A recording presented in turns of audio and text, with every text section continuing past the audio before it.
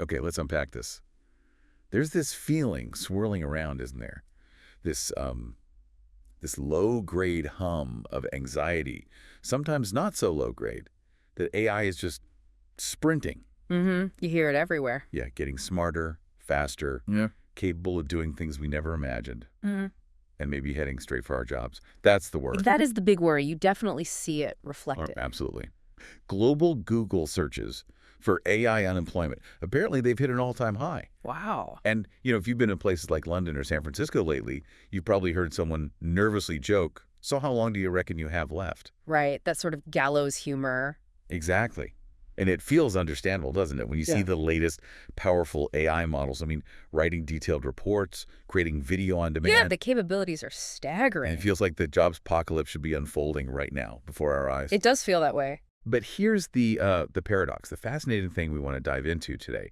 Despite all that fear, despite these truly astonishing capabilities AI is showing, the official data just doesn't seem to support the idea of mass AI-driven job losses.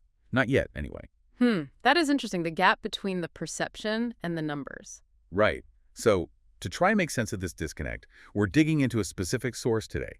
It's a recent article from the financial publication Mint. Okay. And this article looks specifically at the data, trying to see if this widely feared jobs apocalypse is actually showing up in the real-world numbers. Got it. So looking beyond the hype and the fear, at the cold, hard data. That's the plan. Our mission for this deep dive is to get our hands dirty with what that data from the article actually says. We'll explore the specific examples it brings up and see why the reality, according to this source, seems, well, surprisingly different from the anxiety we're all feeling. Okay, sounds good. Because it's absolutely true, you hear claims that AI is already putting people out of work. The source itself even mentions a paper, I think from the University of Oxford, suggesting a link between automation, which includes AI, and a declining demand for translators. Right. And that feels intuitive, doesn't it? Translation seems like a prime target. It does. But what's really striking is how this Mint article immediately pivots to the data, the reason stuff. It looks at specific official American data and finds something pretty unexpected. Okay, what's that? The number of people employed in interpretation, translation, and similar language fields.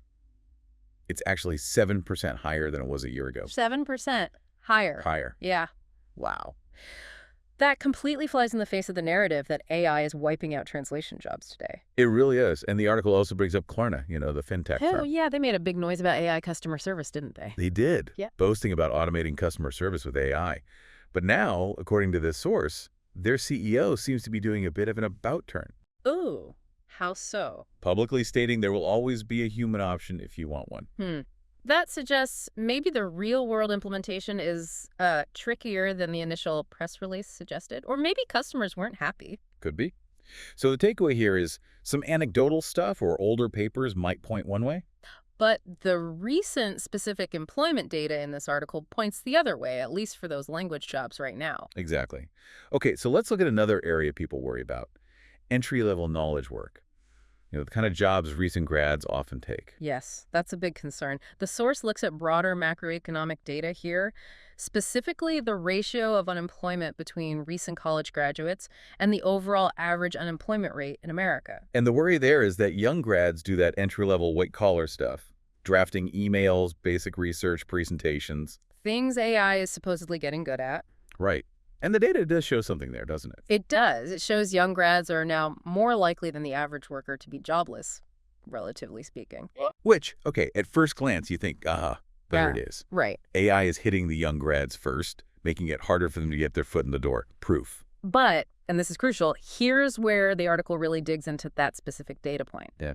It argues the timing doesn't line up. The timing, how so? Well, that trend of young grads' relative unemployment starting to creep up, it actually began way back in 2009. 2009, that's long before ChatGPT and the recent generative AI boom. Exactly, long, long before.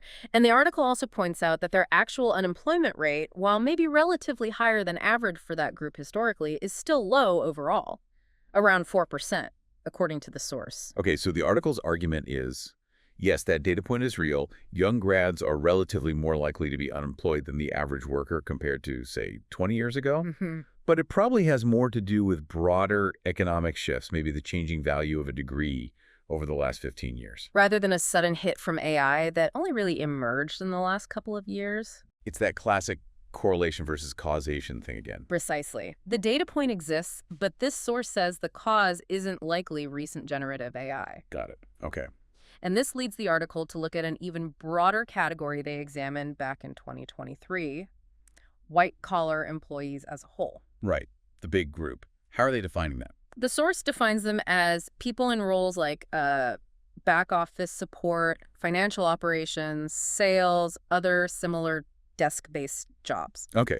So precisely the kind of work many people expect AI to significantly disrupt, maybe automate away entirely. That's the expectation. But the finding here, based on the data presented in the article, it's really quite surprising. Don't keep us in suspense. They find no evidence of an AI hit on this large group of white-collar workers. No evidence. None. In fact, it's the opposite. The opposite. The share of overall employment that is white-collar work has actually risen, very slightly, but risen in the past year, according to their analysis. Wow. Okay, that is counterintuitive given the narrative. It really is. And if we connect this to the bigger picture the source presents, it becomes even more stark. Go on. Overall American unemployment, still remarkably low, 4.2% in the source. Wage growth, still reasonably strong, suggesting demand for labor hasn't just collapsed. Which it would if AI were suddenly replacing millions of people. Exactly. The article points out these numbers are just difficult to square with the idea that AI is already causing widespread job losses. And it's not just America. Trends outside seem to point the same way. Strong earnings growth reported in Britain, the Euro area, Japan, and the employment rate across the OECD countries. That's the Organization for Economic Cooperation and Development, basically the wealthy developed nations. Yeah. It hit an all-time high in 2024, according to the article. An all-time high during the supposed AI jobs apocalypse. Seems that way based on this data. Wow. Okay. So let's recap that data picture. Yeah. We've got specific roles like translation looking okay for now. Yep, up 7% year on year in the U.S. data cited. The potentially vulnerable group, young grads, their relative unemployment issue seems to predate the AI boom. Started back in 2009, the source argues. The broad white-collar sector, holding steady, even slightly up, and overall macro employment numbers globally among developed nations looking pretty strong. Low unemployment, decent wage growth, record employment rates in the OECD. So none of it seems to be showing this widespread job destruction that the kind of intense fear would suggest is happening right now. It's a significant gap, isn't it, between the perception and the data presented in this source? Definitely. So the article must offer some explanations for why this gap exists, right? It does. It offers two main potential explanations for why the data looks like this, despite AI's capabilities. Okay, what are they? The first one. I bet it has something to do with how much companies are actually using this stuff for real work. You got it. That's the first explanation. It's quite straightforward.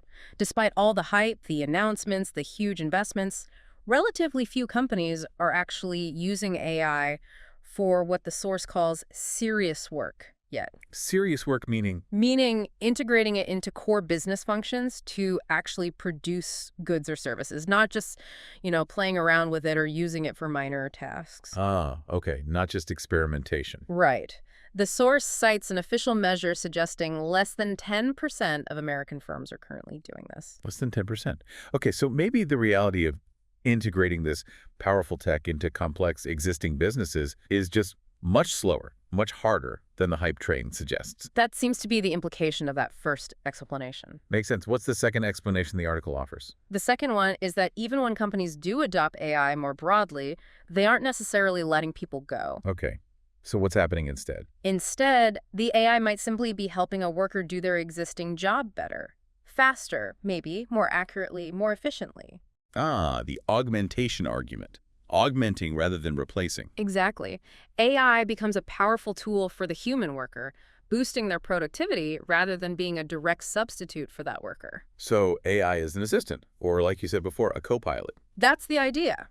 The source suggests that in many cases where AI is being implemented in a meaningful way, that's how it's functioning. Assisting, not replacing outright. Okay, so let's try and bring it back around then. What are the big takeaways from this Mint article based on the data it looked at?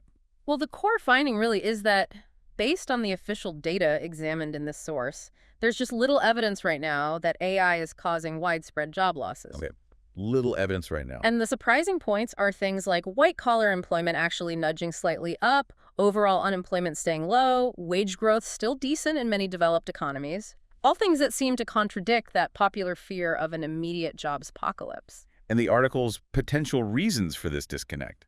Two main ones offered. One, maybe AI just isn't truly integrated into the core of most businesses yet. Adoption is slower than the hype.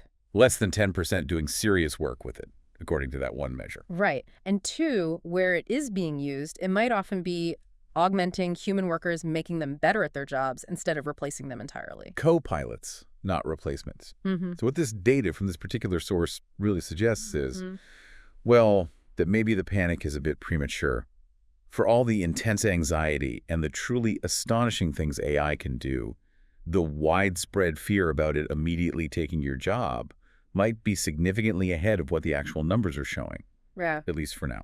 That seems to be the conclusion drawn from the data in the Mint article, which leaves us with an important question, maybe a provocative thought for you listening to mull over. Okay, what's that? If AI's capabilities are advancing incredibly fast, demonstrably so, but the economic data, according to this source, isn't showing those immediate, widespread job losses from its integration into work, what does that suggest? Does it suggest something about the real pace of technological disruption in the economy compared to the pace of the hype surrounding it? Or maybe.